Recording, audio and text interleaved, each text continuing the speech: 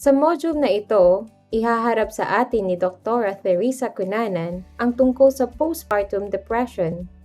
Ipapaliwanag niya kung ano ito, ano ang sanhi nito at kung paano mapaglalabanan ang postpartum depression.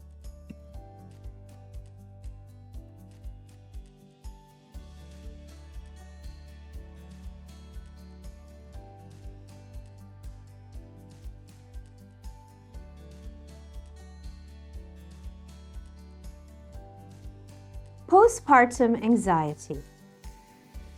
Bakit kaya ako nagkakaganito?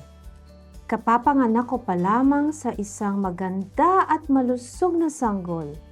Dapat akong magsaya at magmalaki pero lungkot ako at balisa. Galit pa nga. Sama ba akong ina?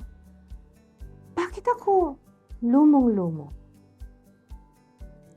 Tinataya ang postpartum depression sa mga bansang Asyano ay mula 3.5% hanggang 63.3%, kung saan ang Malaysia ang pinakamababa at Pakistan ang may pinakamataas, ayon sa isang pag-aaral noong taong 2009.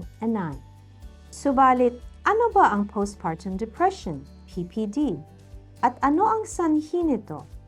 Paano mapaglalabanan ang PPD? Ano ang maitutulong ng mga miyembro ng pamilya at ng iba? Sa Module 2, ipapaliwanag naman kung ano ang PPD at ang mga sanhi nito.